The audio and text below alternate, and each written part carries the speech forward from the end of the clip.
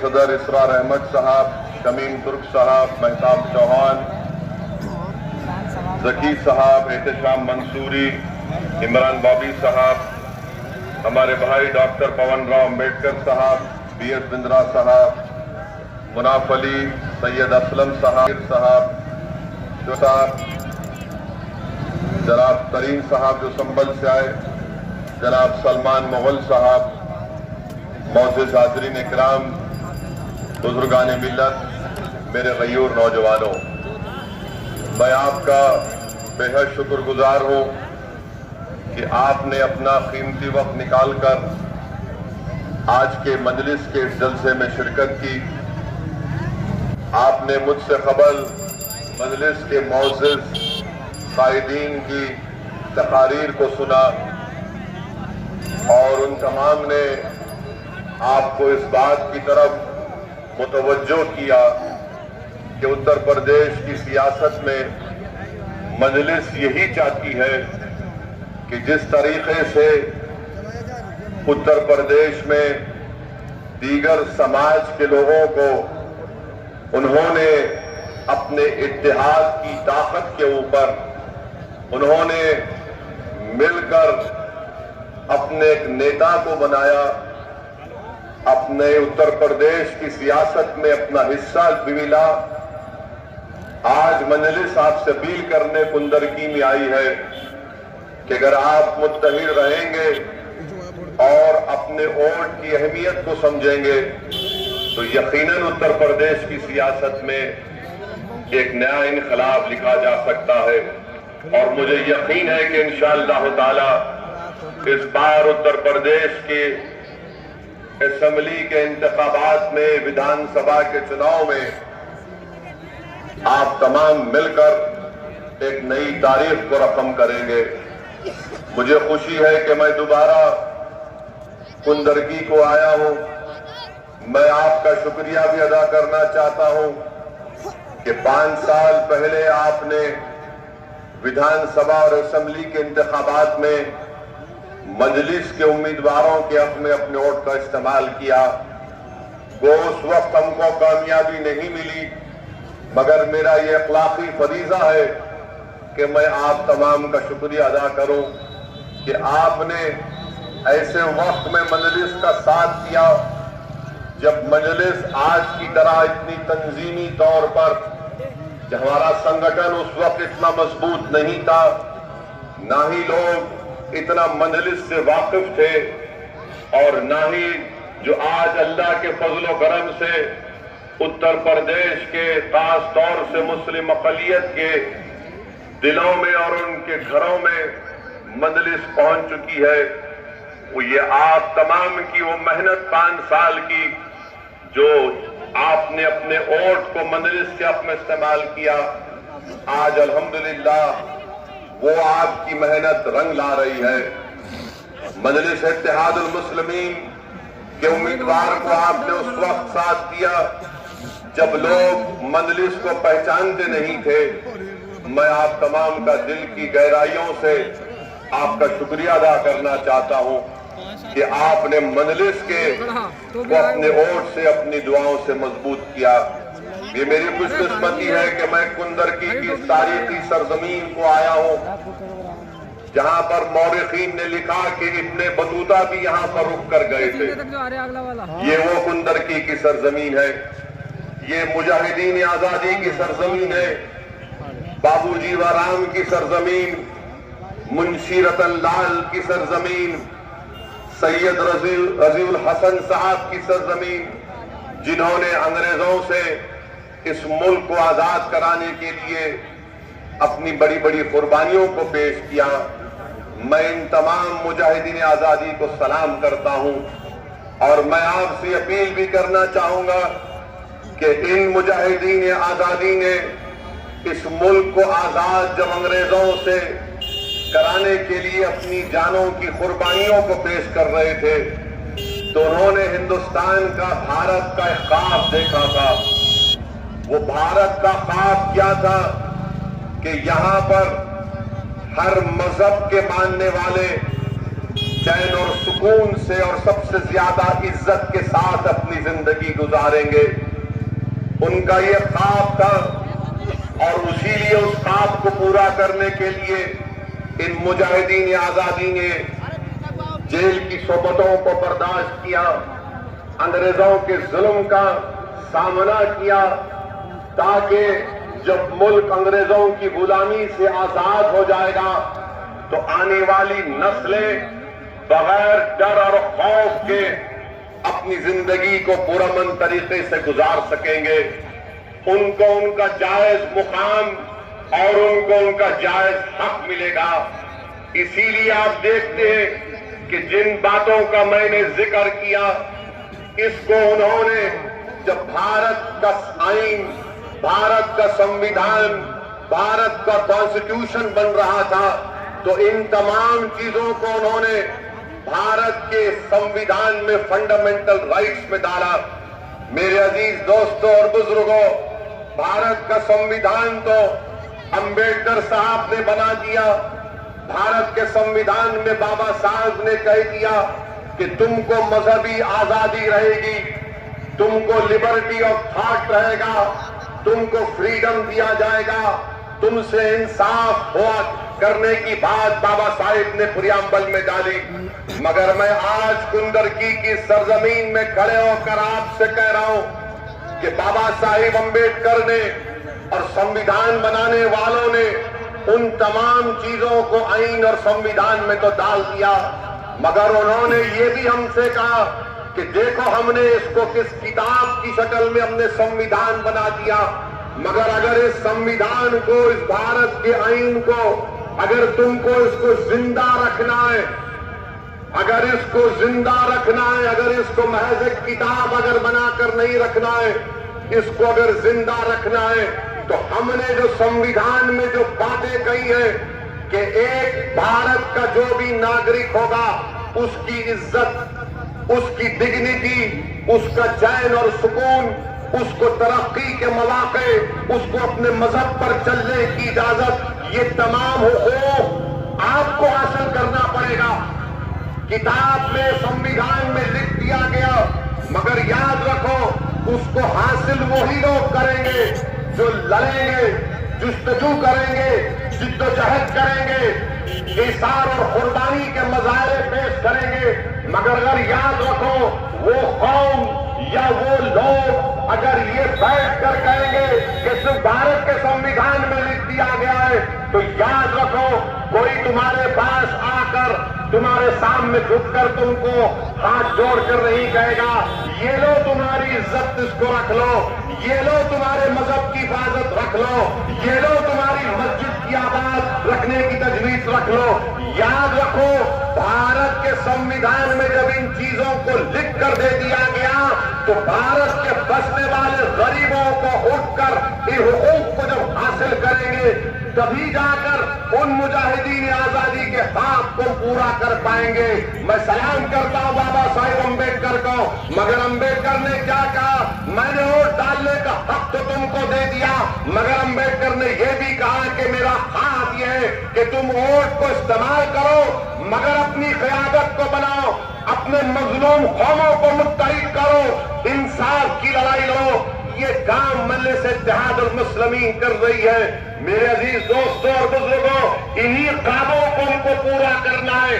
मैं ये चाहता हूं कि मैं भारत का एक शहरी हूं, मैं मुसलमान हूं, मेरा मकसद एक ही है कि मुझे डिग्निटी मिले, मुझे इज्जत मिले, मुझे कोई खौफ ना हो अपनी जान का, मुझे कोई खौफ ना हो हमारी बेटियों का, मुझे कोई खौफ ना हो कि कल मेरे बेटे को किसी झूठे मुकदमे में डालकर जेल भिजा दिया जाए।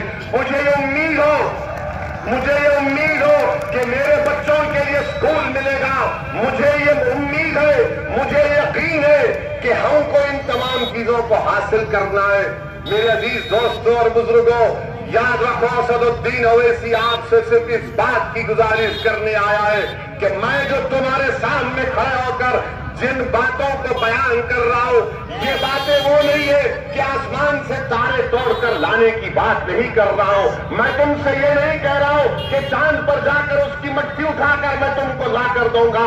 मैं तुमसे ये भी नहीं कह रहा हूं कि समंदर की तह में जाकर मैं मोती तुम्हारे लिए चुन कर लाऊंगा।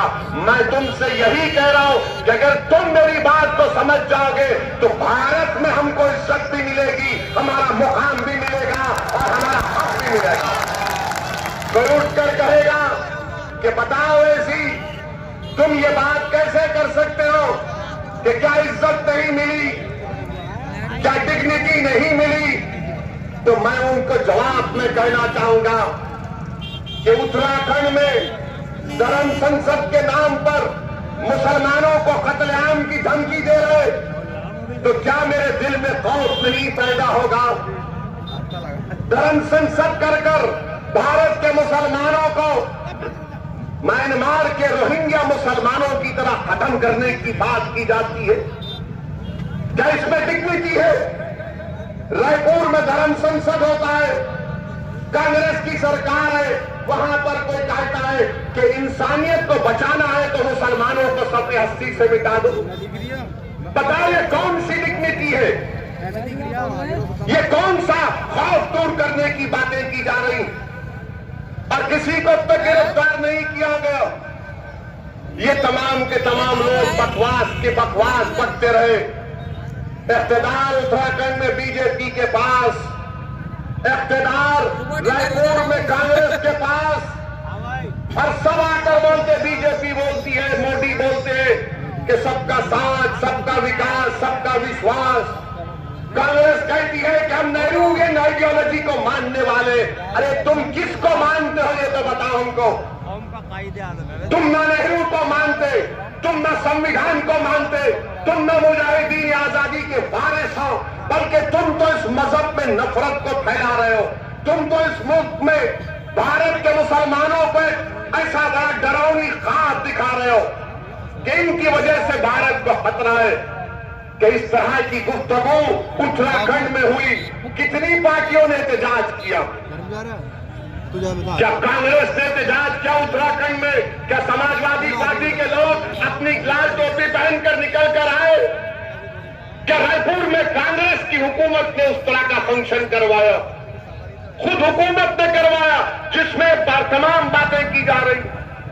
और जब मजलिस ये बात उठाती है तो सब के सब कहती है कि देखो ओवैसी भड़काऊ भाषण देता है, ओवैसी जज्बात में लाता है। याद रखो, अगर मैं जिंदा हूं तो जिंदगी का सबूत दूंगा। मैं मुर्दा नहीं हूं, ना मुर्दा होने दूंगा किसी को। अगर सच्चाई को बयान करना भड़काऊ भाषण है तो तैयार हो जाओ, अल्लाह जब तक जिंदा रखेगा सच्चाई को बयान करूंगा। अगर जालिम को जालिम कहना भड़काऊ भाषण है तो तैयार हो जाओ, अल्लाह हमको जब तक जिंदा रखेगा हम कभी जालिम से कॉम्प्रोमाइज नहीं करेंगे, उससे पंजा आजमाई करेंगे। अगर कोई कहेगा कि गरीब मजलूमों का साथ देना, चाहे मुसलमान हो, हिंदू हो, दलित हो, उसका साथ देना भड़काऊ भाषण है, तो जिंदगी भर उन गरीब हिंदू, मुसलमानों, दलितों की बात हम करते रहेंगे। अगर संविधान को बचाना भड़काऊ भाषण है तो हम ये भड़काऊ भाषण बोलते रहेंगे। एक कौम को, एक कम्युनिटी को सफ़े हस्ती से मिटाने की बात उत्तराखंड में बीजेपी की सरकार के नाक के नीचे की जाती है और अब तक एक को भी गिरफ्तार नहीं किया गया। एक को भी गिरफ्तार नहीं किया गया। मुझे कहने दीजिए, आज भारत के किसी कोने में अगर एक मुसलमान की शादी की बारात में अगर छोटे बच्चे का कोई तफंचा निकालकर खाली नाचता है तो सुबह तक पुलिस उसको जेल में पहुंचा देती। अगर शादी की बारात में, मगर यहां पर खुलेआम बोला जा रहा है इनको मिटा दो, इनको कत्ल कर दो। न नरेंद्र मोदी हो इसमें आती है। एक्सरसाइज तो बहुत कर रहे हैं मोदी जी आजकल, अच्छी बातें हम भी करते हैं, मगर एक्सरसाइज आप कर रहे हैं, मगर ये लोग क्या कर रहे हैं? ये कौन से अखाड़े के हैं ये लोग जो भारत के संविधान की धज्जियां उड़ा रहे, ये कौन लोग हैं जिनको बीजेपी खुली छूट देकर पूरे मुल्क में जहर फैलाने का काम कर रही है। मेरे अजीज दोस्तों और बुजुर्गों, अब तो हद ये हो गई कि 1 जनवरी के दिन मुसलमान बच्चियां, लड़कियां, हमारी बेटियां, हमारी बहनें जो जर्नलिस्ट हैं, उनकी फोटो लगाकर उनका हर्राज किया गया। उनकी फोटो लगाकर ये तमाम के तमाम मुस्लिम लड़कियां एक से एक काबिल, पढ़ी लिखी है, शरीफ है, नेक है, सोम सलात के भी पाबंद है, मगर जब वो सुबह जनवरी की 1 तारीख को उठकर देखती है तो पूरे सोशल मीडिया पर ये तमाम मुस्लिम महिलाओं की फोटो लगाकर कहा गया, ये लो, इसको खरीदो, ये बिकने के लिए तैयार है। बताओ जालिमों, क्या इसीलिए सरोजनी नायडू ने इस मुल्क की आजादी में हिस्सा लिया था कि मुस्लिम लड़कियों की तुम तस्वीर लगाकर उनकी बोली लगाओगे, उनकी खरीदी की बोली लगाओगे, उसकी 65 साल की मां की फोटो लगाकर बेसालिम बोल रहे हैं इसको बेचने तैयार है, खरीदो। नजीब की मां की तस्वीर लगाई गई। नरेंद्र मोदी, तुम झूठ बोलते हो, तुम मुस्लिम महिलाओं के दुश्मन नो, दोस्त नहीं हो तुम। अगर आप दोस्त हैं मोदी जी तो बोलिए इस पर। आपका मिनिस्टर बोला नहीं, मेरा प्रधानमंत्री बोलना चाहिए। नजीब की मां 65 साल की, आपने तो ट्रिपल तलाक पे बड़ा बोला था, मेरी मुस्लिम बहनें, मेरी मुस्लिम बहनें, अब कहां गई वो मोहब्बत बताओ आप। मुझे यकीन है कि शाम के 6 बजे से जितने मीडिया के लोग हैं असदुद्दीन ओवैसी की एक तकरीर के जुमले को पकड़ के बोलेंगे, आपने भारत के प्रधानमंत्री को दुश्मन कहा।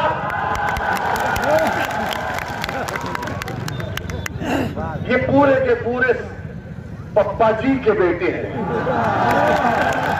बात इसमें बहुत अच्छे भी है, मगर एक कोई पकड़ेंगे देखना आप। मैं बोला इसलिए कि तुम चलाना ये बात। बताओ कि नरेंद्र मोदी ने नहीं कहा था ट्रिपल तलाक में भाइयों बहनों मुस्लिम महिलाओं के लिए कर रहे, कहा था ना, नहीं कहा था। कहा था कि मुस्लिम हमारी बहनें परेशान हैं, बड़ी मोहब्बत हो गई आपको। बोले नहीं, महिलाओं को ऐसा बोल देते 3 बार, आपको मालूम ही नहीं। अब आप मोहब्बत कहां गई? बच्चियों का हर्राज हो रहा है। आपको मालूम उत्तर प्रदेश में एक मुस्लिम महिला बच्ची है, पायलट है, पायलट प्लेन चलाती है, उसकी फोटो डालकर कहा गया इसको खरीदो। क्या भारत के प्रधानमंत्री कब बोलेंगे? कब बोलेंगे भारत के प्रधानमंत्री? क्या तुम मुसलमानों के बच्चियों के प्रधानमंत्री नहीं हो? एक लफ्ज तो बोल सकते थे कि जिस किसी ने भी इस तरह की हरकत की नरेंद्र मोदी उसको पकड़कर जेल में डालेगा, मगर बोलते नहीं है कुछ भी, बोलते नहीं है कुछ भी। मेरे अजीज दोस्तों और बुजुर्गों, ये बात मजलिस जब कहती है तो सबको तकलीफ पहुंच जाती है। अब इसमें बताइए, इसमें भड़काऊ भाषण क्या है? अब कल से आप देखेंगे, बल्कि आज से शाम के 7 बजे से बीजेपी का आईटी सेल, जो बेचारे एक ट्वीट पर 2 रुपये मेरे नाम की खैरात इनको मिलती है, अब बनाएंगे। ओवैसी ने यह कहा, मैं भारत के प्रधानमंत्री को कहा हूं, मुझे संविधान में इख्तियार है, तुमको चमचागिरी करना है करो। मेरी बच्चियों की, मेरी बेटियों की इज्जत नहीं है? अल्लाह ने मुझे भी औलाद दी है, वो मेरी बेटी नहीं होगी मगर मेरी बेटी और बहन की तरह तो है। क्या हमारी इज्जत नहीं है? क्या हमारी बच्चियों की फोटो डालकर उनकी बोली लगाई जाएगी? ये भारत में हो रहा है मेरे अजीज दोस्तों। पहली मर्तबा नहीं, दूसरी मर्तबा। वो जो मुस्लिम महिला पायलट है, मुसलमान है, यूपी की है, इससे पहले भी इससे हरकत की गई, पुलिस में कंप्लेंट दिया मगर यूपी की पुलिस ने कुछ एक्शन नहीं लिया। अगर वही बाबा योगी आदित्यनाथ के बारे में कोई फेसबुक लिख दे,